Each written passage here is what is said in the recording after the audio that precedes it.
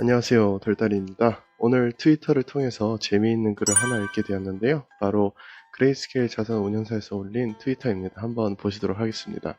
올해 2021년 1월 달에 그레이스케일 자산 운용사에는 GDLC에서 XRP를 제외하기로 결정을 하였었습니다.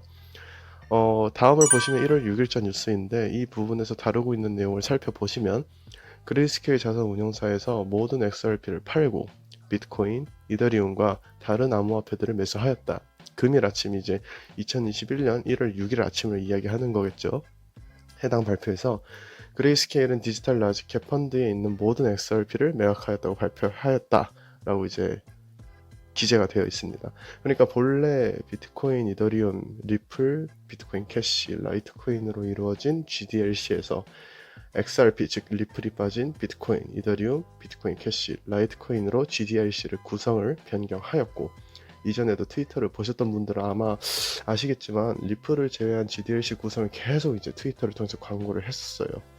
그런데 오늘 갑자기 XRP를 함께 기재해서 트위터에 게재하였고 해당 게시글의 댓글들에도 막 많은 사람들이 뭐 XRP라고 답한 거 아니었어? 라면서 이제 기대 반, 설렘 반으로 댓글이 막 달려 있었습니다. 그런데 해당 사이트에 들어가 보면 정작 구성에는 XRP가 빠져 있는 것을 확인해 볼 수 있었습니다. 그래서 조금 있다가 다시 이제 댓글들을 확인해 보니 아직도 2017년에 살고 있냐 라면서 매우 부끄러운 일이다 라는 사람들도 막 달고 있었는데요. 일각에서는 이제 리플을 다 안 팔았네, 역시 이런 다양한 반응들을 살펴볼 수 있었어요. 사실 어떤 분들께서는 이게 단순 실수일 수도 있는 부분인데 왜 그렇게 중요하냐, 혹은 아직 확실하게 밝혀진 게 없는데 어그로를 끌어도 되는 거냐 라고 하실 수도 있으실 텐데, 이번 기회를 통해서 다시 한번 리플에 대해서 스스로 확신을 검증하는 시간을 가져보자는 거죠.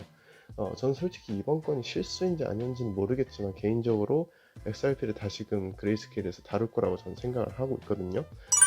보시면 아시겠지만 그레이스케일 자산운용사의 포트폴리오의 맨 마지막 부분에 이제 GDLC가 등재되어 있어요. 그리고 결국 해당 포트폴리오에서 암호화폐 개별적으로 등재되어 있는 종목이 그레이스케일이 따로 또 그 종목들 중에서 상품을 GDLC에 등록한다는 것은 두 번 이제 부각을 시킨다는 거잖아요. 그러면은 그레이스케일이 다루고 있는 포트에서도 핵심 코인이라고 또 볼 수 있겠죠.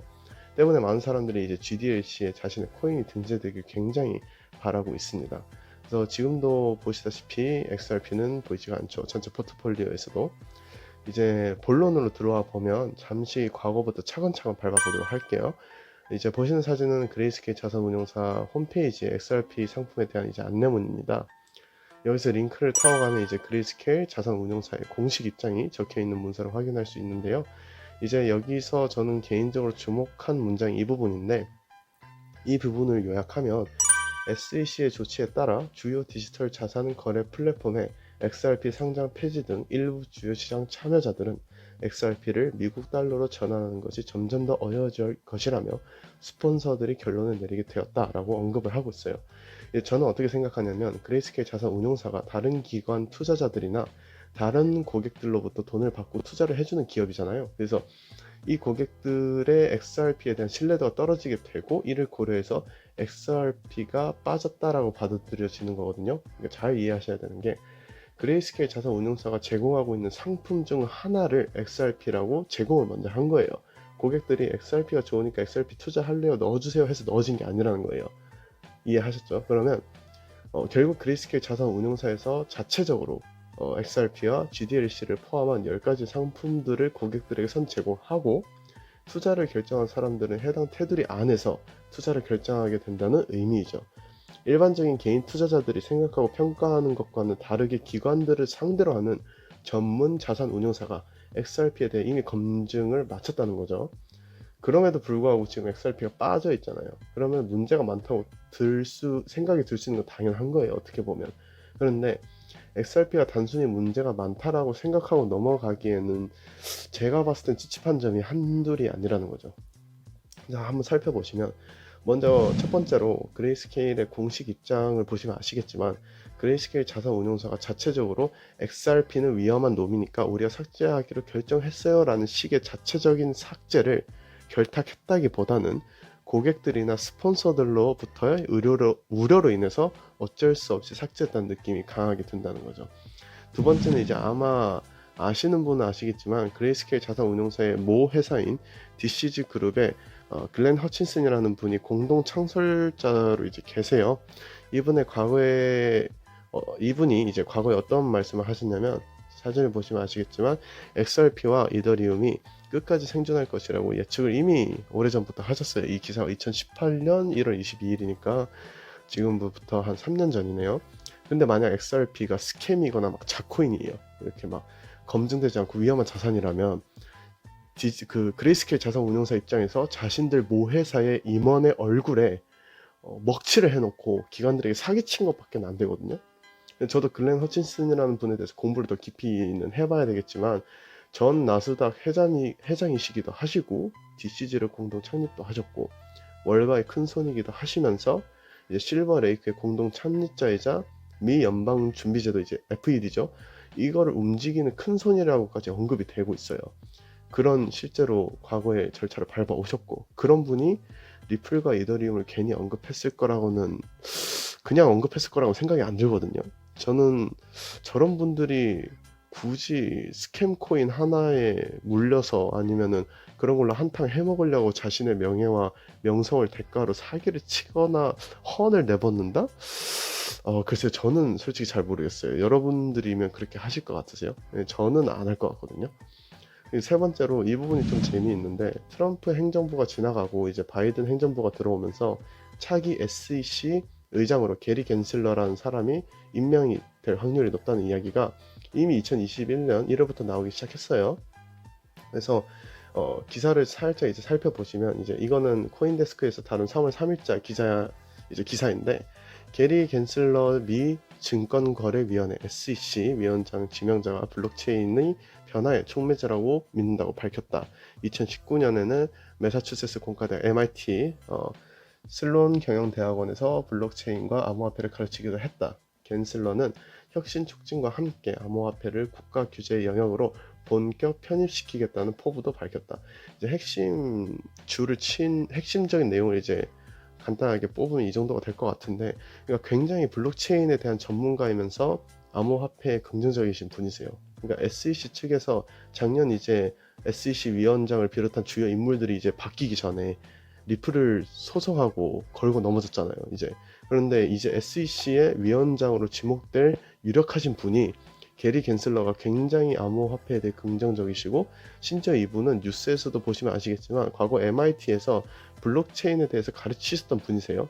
실제로 유튜브에도 이제 그 당시 동영상이 올라오고 있을 정도로 유명한 내용인데, XRP에 대해서 우호적으로 강의하셨던 분이 SEC의 차기 의장이 된다는 시나리오가 성립이 된다면 과연 이게 우연이겠냐는 거죠. 저는 XRP에 대해서 세력들이 무슨 의도를 가지고 있는지는 모르겠지만 굉장히 장난질을 지금 많이 쳤고, 이에 대한 장기적인 시나리오가 구성이 이미 되어 있는 것이라면 이게 막 스캠이거나 아무 비전이 없는 코인이라고 생각은 들지 않거든요. 개미들은 욕을 할 수 있겠지만 오히려 XRP에 대한 확신이 오히려 저는 반대로 들고, 그에 대한 비전이 너무 더 뚜렷해질 뿐이라고 저는 생각해요. 이제 알면 알수록 참 신기한 그런 종목이라고 생각이 들고, 다음으로 네 번째로 보시면 자회사의 이제 그레이스케일 자산운용사가 XRP에 대한 상품을 내림에도 불구하고 모회사인 DCG는 아직도 리플사에 투자를 하고 있다는 겁니다. 이제 몇몇 분들이 리플사랑 XRP는 다르게 봐야 한다고 하시는 분들이 계시는데,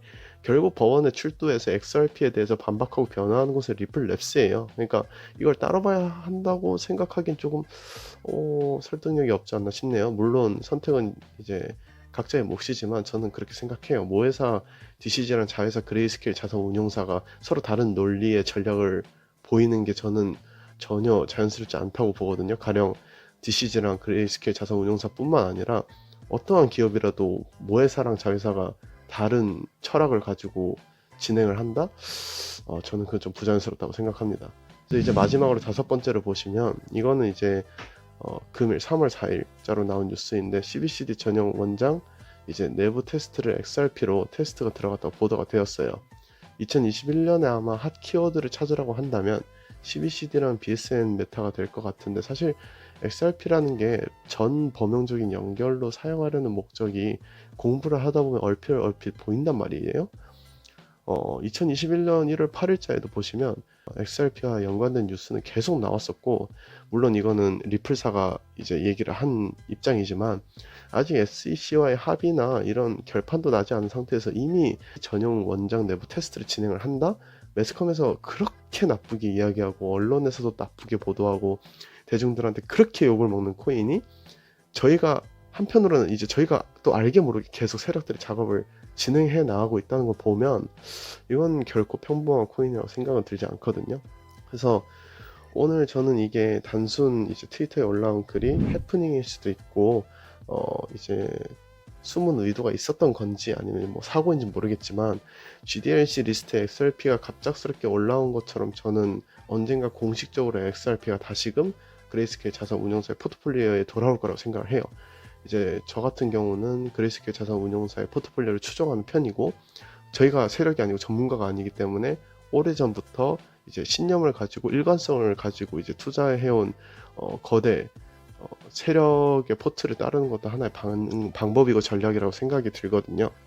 그래서 앞으로의 영상들을 통해서 더욱 세력들의 상관관계라든지 아니면 XRP와의 연관성을 다루도록 하겠지만, 현재로서 제가 보는 XRP는 이런 관점이라고 말씀을 드리고 싶어요. 여러분들과 함께 지식을 공유하면서 공부하고자 하는 취지에서 다루는 거지, 절대 XRP에 무조건 투자해야 한다는 의도가 있지는 않고요. 그리고 투자는 어디까지나 최후에는 본인의 선택과 책임임을 말씀드리면서 이번 영상 마치도록 하겠습니다. 지금까지 돌다리였습니다. 감사합니다.